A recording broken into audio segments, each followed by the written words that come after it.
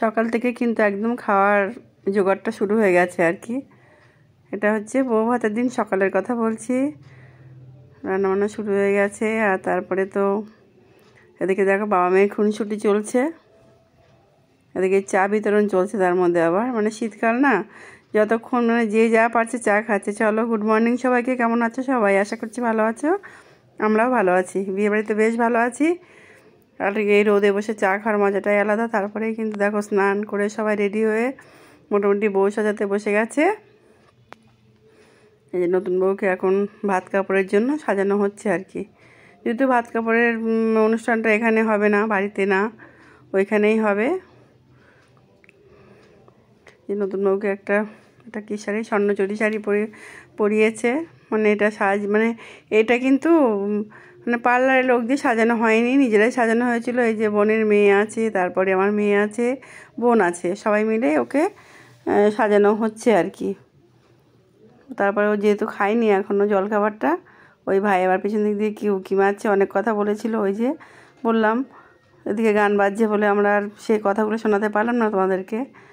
খুব কথা বলছিল বউর, যাতে মানে বলাটা এমনই, বউকে জোর করে খাইয়ে দাও আর বউর জন্য কোনো মানে অযত্ন হয় না আর কি, এটাই ব্যাপার। সেই নিয়ে খুব হাসাহাসিও চলছিল আমাদের মধ্যে। এই যে দেখো খাইয়ে দিচ্ছে ভাগ্নি, মানে আমার বোনের মেয়ে আর কি, বড় মেয়ে। তো ভাই আবার এসছে, ওর জন্য এই ঘরের কাজ একদম মিটছে না, জানো তো। সেটা নিয়েও আমরা বারবার বলছিলাম যেহেতু। যাই হোক, তারপরে কিন্তু আমি আবার মানে এই যে আমি এইসব কাজগুলো করে কিন্তু আমি আবার বোনের ঘরে চলে গিয়েছিলাম। কারণ আমি তখন পুরোপুরি রেডি হয়ে আসিনি, আমাকে তোমরা মানে দেখতে পাওনি। কারণ আমি নিজেকে তো আর দেখাতেই পারিনি, আমি যেহেতু ভিডিওগুলো করছিলাম সেই জন্য আর দেখাতে পারিনি। এবার বোনের বাড়িতে গিয়ে আবার রেডি হয়ে আসছি। চলো,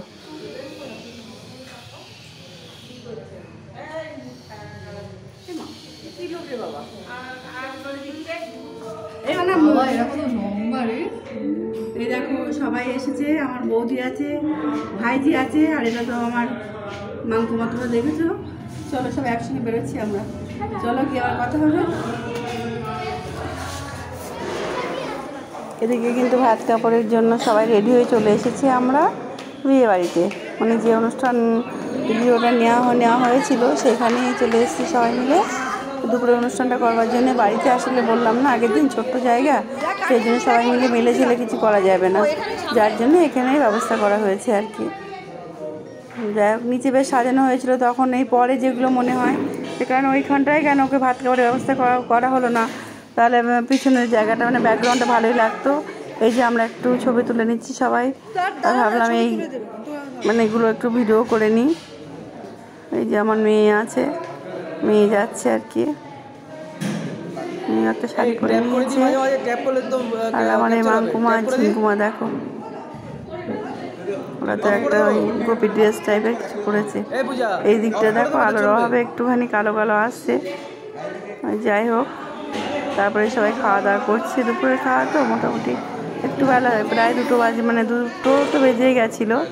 আর এদিকে এই যে মাসিরা আছে সব, আমাদের মাসি আর আমার বোনের পিসি আর কি, যেহেতু আমরা মামাতো পিসতো ভাই বোন, তোমাদেরকে বলেছি। ওই যে বরকর্তা কিন্তু সঙ্গে সঙ্গে বউর পেছনে চলে গেছে। এই যে আমার মামি আর তার ছেলে বৌমাকে নিয়ে একটু ছবি তুলে নিল, তাকে সবাই সাজাতে ব্যস্ত। এটা কেন পড়ুনি, এটা কেন, এইসব নিয়ে ব্যস্ত। এবার ফুল ফ্যামিলি চলে গেল, শুধুমাত্র আমাদের ভগ্নিপতিটাই বাকি ছিল। ঠিক আছে, সবাই মিলে ছবি তুলছে একটু। এই তারপরে দেখো একটু ভাবলাম যে আমাকে তো দেখাই যাচ্ছে না, দেখানোর চেষ্টা করলাম কিন্তু একবারে মুখটা বাজে উঠে গেছে, জানো তো। এই যেমন মেয়েও একটু এসেছে। আমার ঠিক এইভাবে ঠিকঠাক মতো দেখাতেও পারি না কিছু, না ওইখানে তো কিছু বলার উপায় নেই, যেহেতু গান বাজছে বলে আমি কিছু বলিও নি ওই সময়টা। চলো ভাত খাবার অনুষ্ঠানটা দেখে নাও।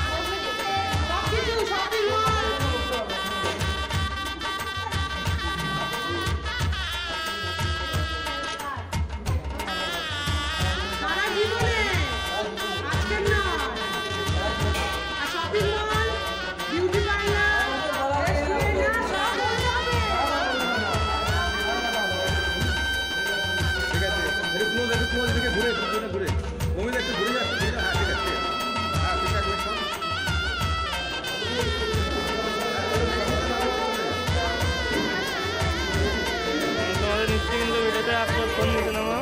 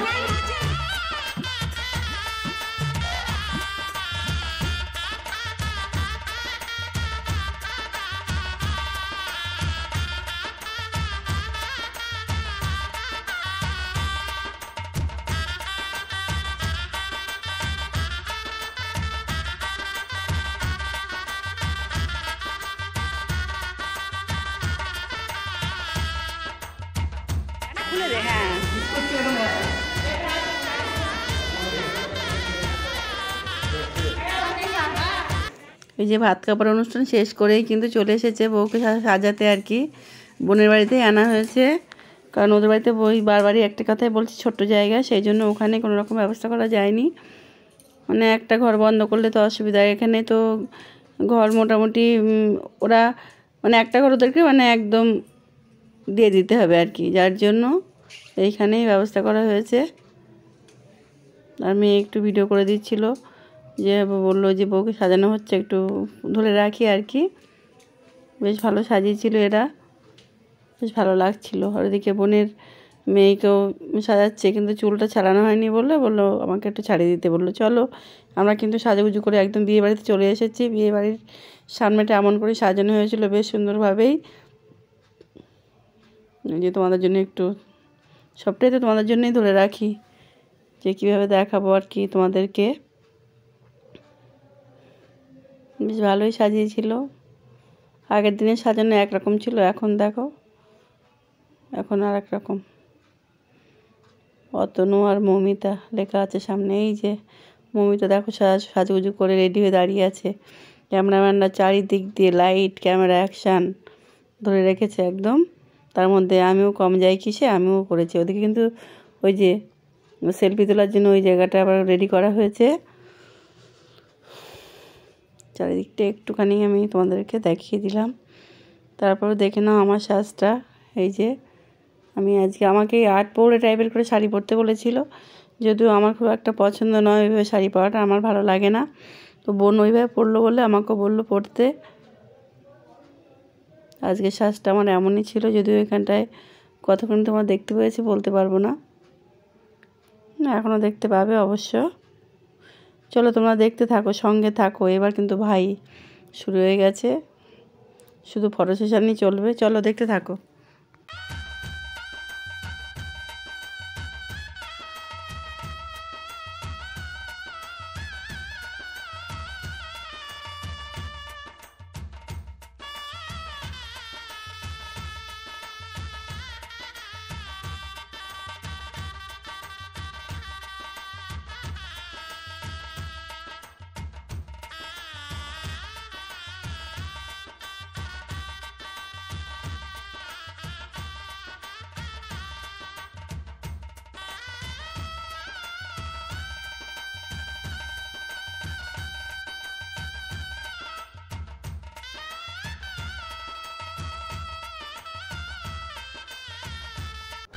এই যে সিনেম্যাটিক শট সব শেষ হলো, তারপরেই তো আর দেরি করা যাচ্ছে না। এখন স্টলের দিকে একটু গুটি গুটি পায়ে চলে এসেছি আমি, খেতে হবে, আর দেরি করা যাবেই না।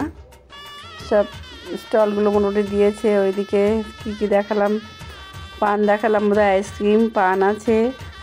ওদের শুরুটা এভাবেই হয়ে গেল। ওদিকে কাবাব ছিল, তার সঙ্গে আর ছিল পনির সসলিক, এই যে মকটেল আছে। তারপরে তো না আমার কাছে আকর্ষণীয় ব্যাপারটা লেগেছে সব থেকে এই যে কেশর জিলিপি, যেটা না এত ভালো হয়েছিল, ওটা খুব সুন্দর ব্যাপার, মানে খুব সুন্দর হয়েছিল আর কি।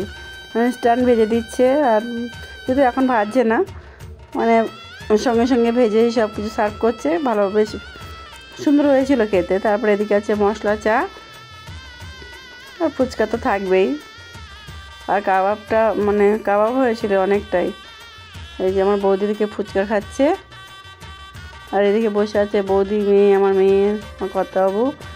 এদিকে কিন্তু এসে গেছে কন্যাযাত্রী, ওরা একটু দেরিই করেছে, দেরি হয়ে গেল, অনেকটাই দেরি হয়ে গেল। সামনে বইয়ের বৌদি আছে, দিদি আছে, মানে পরপর সবাই আসছে আর কি।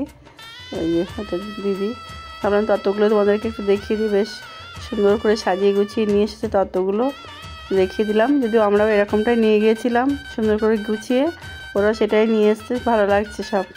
তা ভাবলাম তোমাদেরকে একটু না দেখিয়ে দিই, ঘুরিয়ে ফিরিয়ে দেখিয়েছি, যা যা নিয়ে এসছে মোটামুটি সবটাই দেখানোর চেষ্টা করেছি আর কি। এই যে দেখে নাও তাহলে কেমন কেমন হয়েছে সব কিছু, তোমরা কিন্তু একটু বলবে। আমি সবটা দেখানোর চেষ্টা করলাম আর কি। তারপরে একটু আমাদের ছবি তুলতে হবে, এখানে সেলফির জন্যে ছবি তো তুলতেই হবে। জামাই মেয়েকে নিয়ে আমি একেবারেই দাঁড়িয়ে পড়েছি। আমার কর্তাবাবু আজ অন্য কোনো পোশাক পরিনি, ওইটাই পরেছে। এই বোন বললো আমি কোথায়, ওটা আমি নেই কেন, আমি কোথায় গেলাম।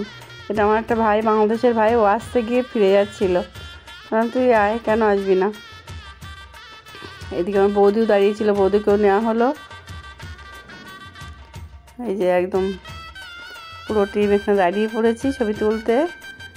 তারপরেই কিন্তু খাওয়া দাওয়া করতে হবে, সব কিছু মিটলে এই তো খাওয়া দাওয়া, মানে আমরা একেবারেই শেষের দিকে, শেষবাজি বলতে পারো। এই যে একটাতে আমাদের এত বড় লোকজন, ওই সাইডে টেবিলটা নতুন বউ বড় বউকে নিয়ে আমরা মোটামুটি বসে গেছি। এদিকে আমার মেয়ে, সোনা বাবা, সবাই মিলে, আমার বোন, ভগ্নিপতি, সবাই মানে পাশাপাশি, এবারে উত্তম আছে, তারপরে ভাইটাও আছে। আর ওদিকে ওই যে আমাদের বোনের মেয়ে, মানে মোটামুটি সব, আমার বৌদি, আমি, কর্তাবাবু আছে, নতুন বউ বর, আর নতুন বউয়ের দাদা হয়, দাদা আছে আর কি। এই যে এই সাইডে আছে দাদা। এই দেখো আমরা এখন কিন্তু লাস্ট ব্যাচ একদম খাচ্ছি। যাক চলো, এবারও চলে এলাম নতুন বউয়ের ঘরে। চলো আজকের ব্লগটা কিন্তু আমি এখান থেকেই রাখবো, ওদের জীবনের শুভকামনা করে এখান থেকে রেখে দেবো। তোমরা সবাই ওদেরকে আশীর্বাদ করো, ওরা যেন ভালো থাকে, মানে ওরা একসঙ্গে থেকে ভালো থাকে সবাই মিলে। চলো টাটা, গুড নাইট।